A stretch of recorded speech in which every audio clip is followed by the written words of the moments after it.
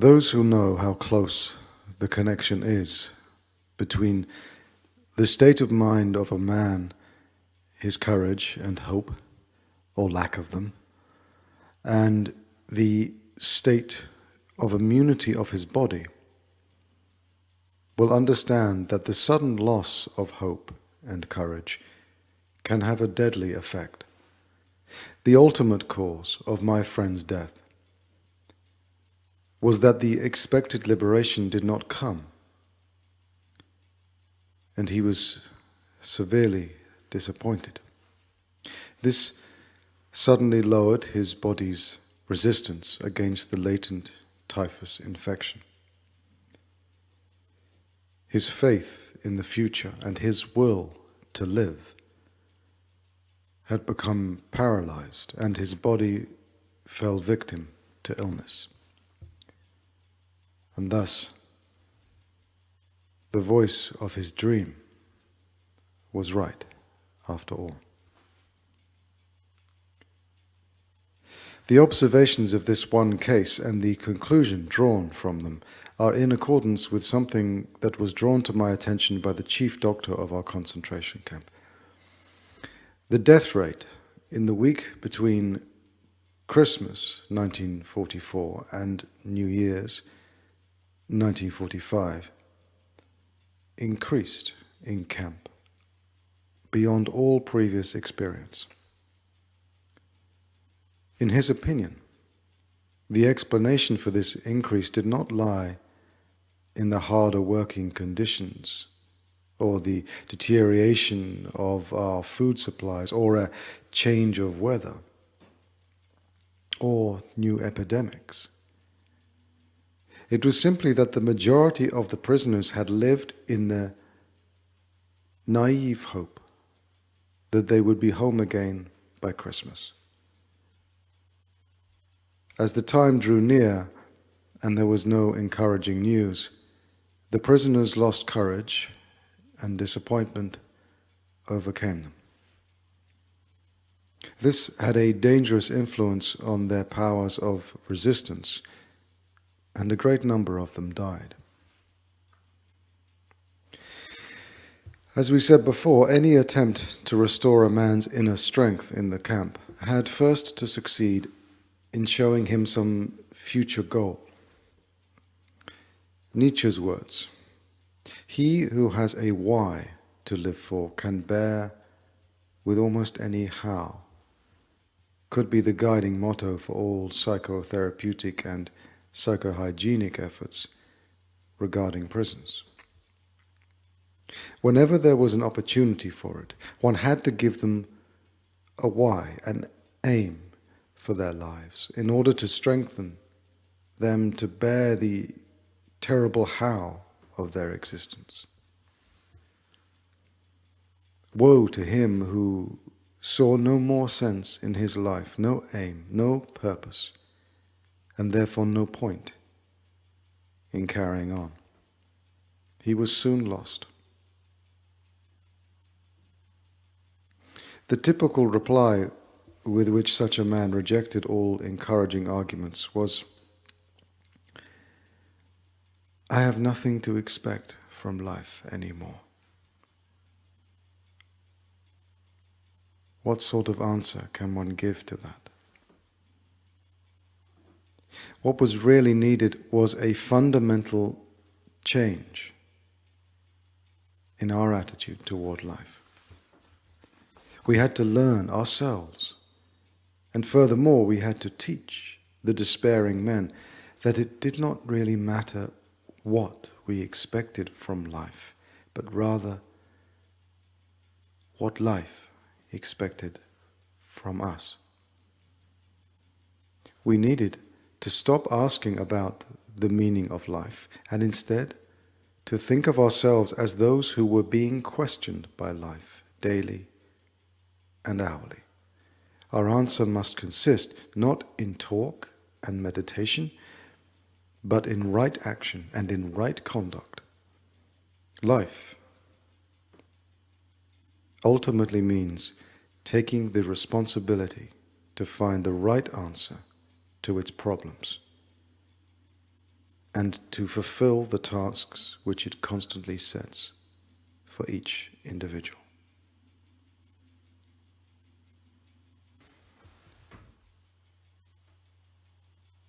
These tasks, and therefore the meaning of life, differ from man to man and from moment to moment. Thus, it is impossible to define the meaning of life in a general way. Questions about the meaning of life can never be answered by sweeping statements.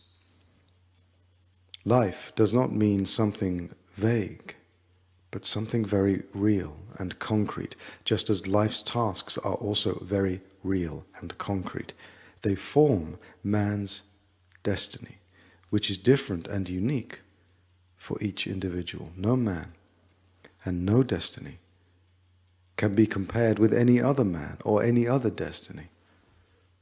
No situation repeats itself, and each situation calls for a different response. Sometimes the situation in which a man finds himself may require him to shape his own fate by action. At other times, it is more advantageous for him to make use of an opportunity for contemplation and to realize assets in this way. Sometimes man may be required simply to accept fate, to bear his cross. Every situation is distinguished by its uniqueness, and there is always only one right answer to the problem posed by the situation at hand. When a man finds that it is his destiny to suffer, he will have to accept his suffering as his task, his single and unique task. He will have to acknowledge the fact that even in suffering, he is unique and alone in the universe. No one can relieve him of his suffering or suffer in his place. His unique opportunity lies in the way in which he bears his burden. For us as prisoners, these thoughts were not speculations far removed from reality. They were the only thoughts that could be of help to us. They kept us from despair, even when there seemed to be no chance of coming out of it alive. Long ago, we had passed the stage of asking what was the meaning of life, a naive query which understands life as the attaining of some aim through the active creation of something of value. For us, the meaning of life embraced the wider cycles of life and death, of suffering and of dying. Once the meaning of suffering had been revealed to us, we refused to minimize or alleviate the camp's tortures by ignoring them or harboring false illusions and entertaining artificial optimism. Suffering had become a task on which we did not want to turn our backs. We had realized its hidden opportunities for achievement, the opportunities which caused the poet Rilke to write, "Wie viel ist aufzulegen?" How much suffering there is to get through. Rilke spoke of getting through suffering, as others would talk of getting through work. There was plenty of suffering for us to get through. Therefore, it was necessary to face up to the full amount of suffering, trying to keep moments of weakness and furtive tears to a minimum. But there was no need to be ashamed of tears, for tears bore witness that a man had the greatest of courage, the courage to suffer. Only very few realize that. Shamefacedly, some confessed occasionally that they had wept, like the comrade who answered my question of how he had gotten over his edema by confessing, "I have wept it out of my system." The tender beginnings of a psychotherapy or psychohygiene were, when they were possible at all in the camp, either individual or collective in nature. The individual psychotherapeutic attempts were often a kind of life-saving procedure. These efforts were usually concerned with the prevention of suicides. A very strict camp ruling forbade any efforts to save a man who attempted suicide. It was forbidden, for example, to cut down a man who was trying to hang himself. Therefore, it was all important to prevent these attempts from occurring. I remember 2 cases of would-be suicide which bore a striking similarity to each other. Both men had talked of their intentions to commit suicide. Both used the typical argument they had nothing more to expect from life. In both cases, it was a question of getting them to realize that life was still expecting something from them.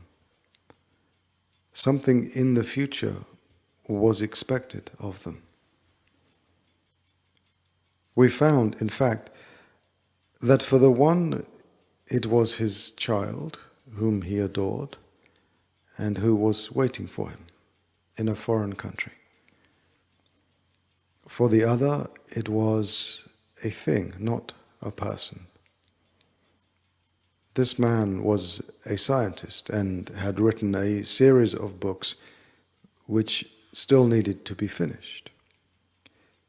His work could not be done by anyone else, any more than another person could ever take the place of the father in his child's affections.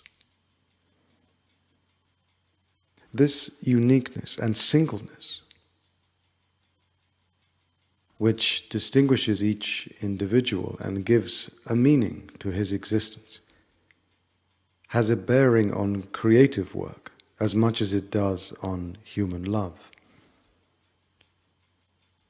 When the impossibility of replacing a person is realized, it allows the responsibility which a man has for his existence and its continuance to appear in all its magnitude.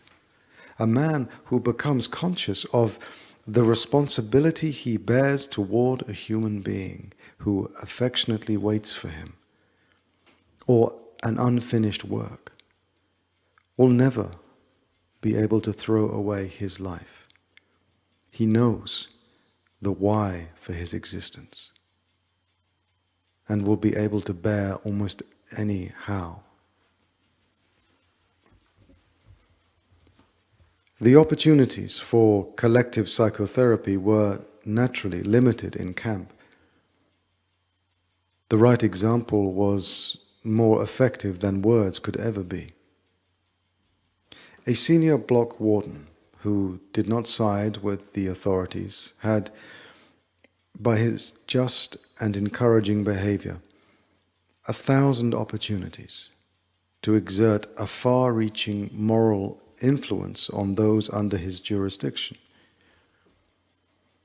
The immediate influence of behavior is always more effective than that of words.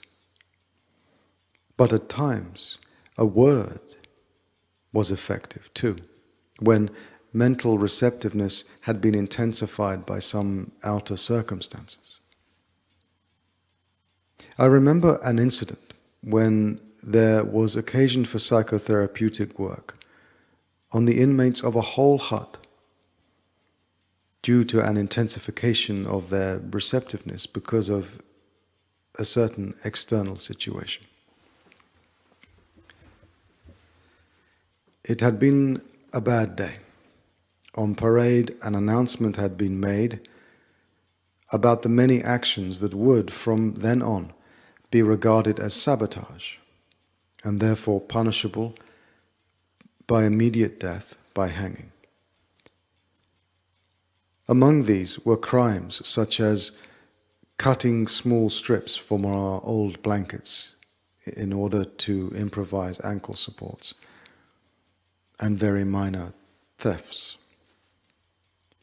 A few days previously, a semi-starved prisoner had broken into the potato store to steal a few pounds of potatoes. The theft had been discovered, and some prisoners had recognized the burglar. When the camp authorities heard about it, they ordered that the guilty man be given up to them, or the whole camp would starve for a day. Naturally, the 2,500 men preferred to fast. On the evening of this day of fasting, we lay in our earthen huts in a very low mood. Very little was said, and every word sounded irritable.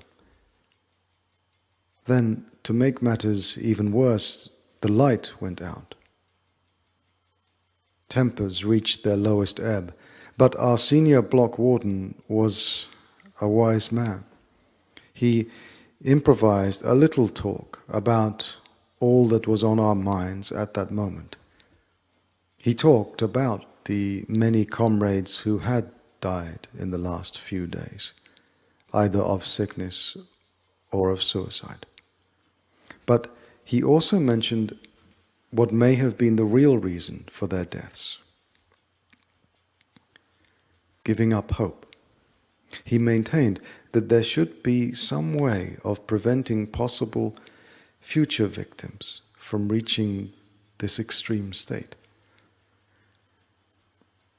And it was to me that the warden pointed to give this advice.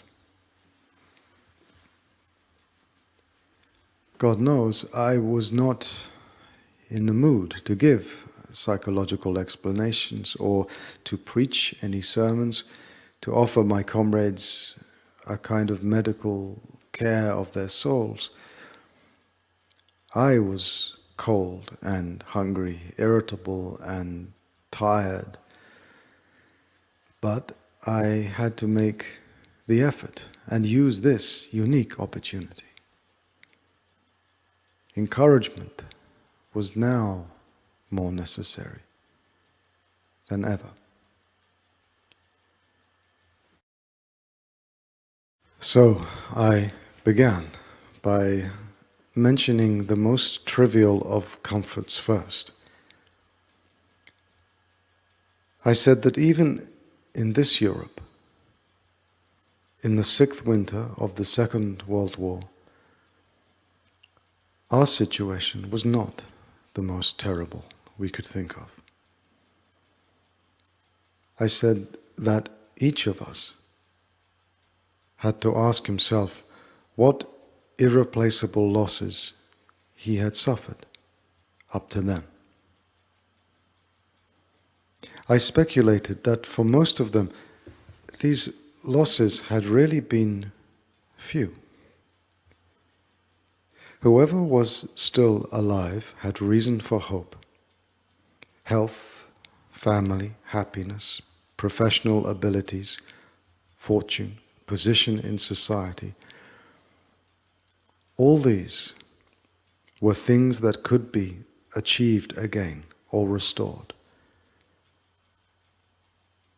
After all, we still had all our bones intact. Whatever we had gone through could still be an asset to us in the future. And I quoted from Nietzsche. Was mich nicht umbringt, macht mich stärker. That which does not kill me makes me stronger.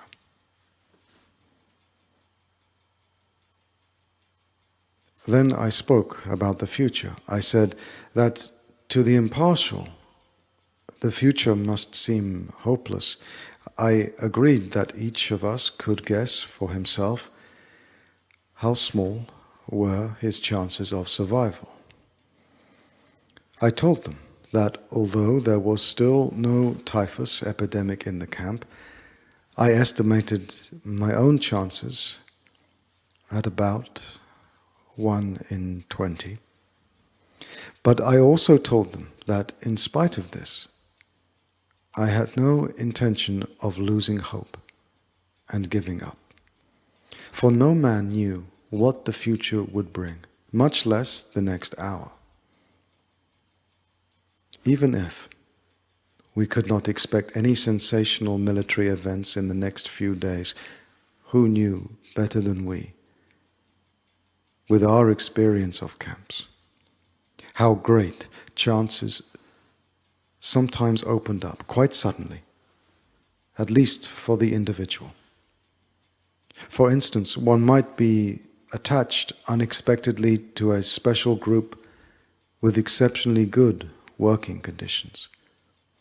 For this was the kind of thing which constituted the luck of the prisoner. But I did not only talk of the future and the veil which was drawn over it. I also mentioned the past, all its joys, and how its light shone even in the present darkness. Again, I quoted a poet to avoid sounding like a preacher myself, who had written, "Was du erlebst, kann keine Macht der Welt dir rauben." What you have experienced, no power on earth can take from you.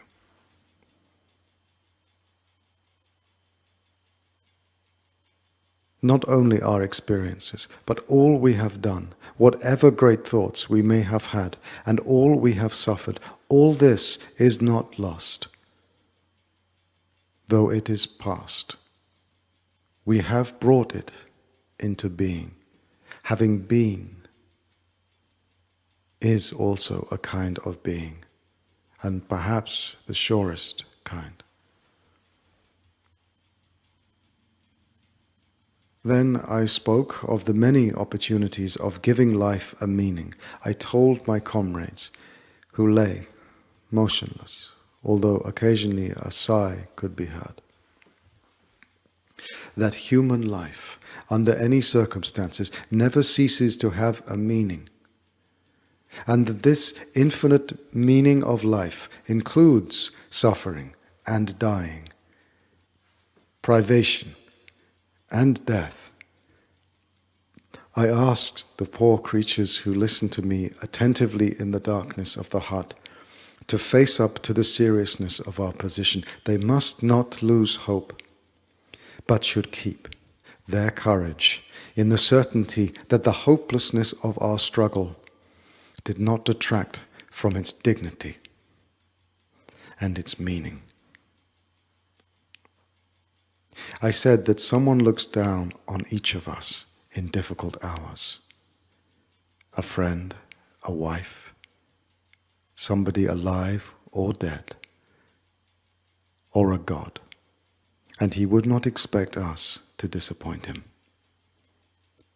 He would hope to find us suffering proudly, not miserably, knowing how to die. And finally, I spoke of our sacrifice, which had meaning in every case. It was in the nature of this sacrifice that it should appear to be pointless in the normal world, the world of material success. But in reality, our sacrifice did have a meaning. Those of us who had any religious faith, I said frankly, could understand without difficulty.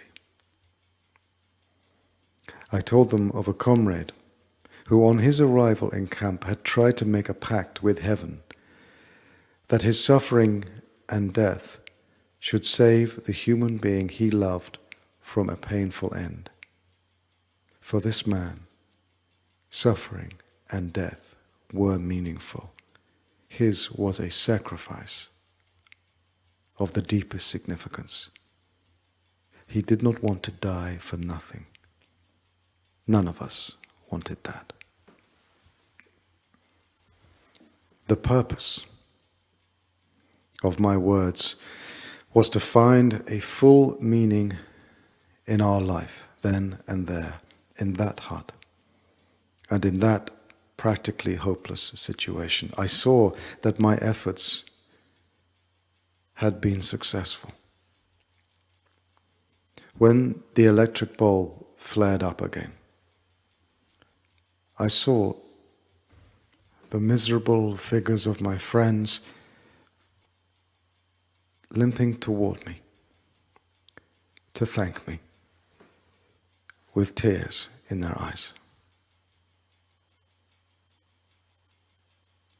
But I have to confess here that only too rarely had I the inner strength to make contact with my companions in suffering, and that I must have missed many opportunities for doing so. We now come to the third stage of a prisoner's mental reactions. The psychology of the prisoner after his liberation. But prior to that, we shall consider a question which the psychologist is asked frequently, especially when he has personal knowledge of these matters. What can you tell us about the psychological makeup of the camp guards? How is it possible that men of flesh and blood could treat others as so many prisoners say they have been treated? Having once heard these accounts and having come to believe that these things did happen, one is bound to ask how, psychologically, they could happen. To answer this question without going into great detail, a few things must be pointed out. First, among the guards there were some sadists in the purest clinical sense. Second, these sadists were always selected when a really severe detachment of guards was needed. There was great joy at our worksite when we had permission to warm ourselves for a few minutes after 2 hours of work in the bitter frost, in front of a little stove which was fed with twigs and scraps of wood. But there were always some foremen who found a great pleasure in taking this comfort from us. How clearly their faces reflected this pleasure when they not only forbade us to stand there, but turned over the stove and dumped its lovely fire into the snow. When the SS took a dislike to a person, there was always some special man in their ranks known to have a passion for and to be highly specialized in sadistic torture, to whom the unfortunate prisoner was sent. Third, the feelings of the majority of the guards had been dulled by the number of years in which, in ever-increasing doses, they had witnessed the brutal methods of the camp. These morally and mentally hardened men at least refused to take active part in sadistic measures. But they did not prevent others from carrying them out. Fourth, it must be stated that even among the gods, there were some who took pity on us. I shall only mention the commander of the camp from which I was liberated. It was found after the liberation, only the camp doctor, a prisoner himself, had known of it previously, that this man had paid no small sum of money from his own pocket in order to purchase medicines for his prisoners from the nearest market town. But the senior camp warden, a prisoner himself, was harder than any of the SS guards. He beat the other prisoners at every slightest opportunity, while the camp commander, to my knowledge, never once lifted his hand against any of us.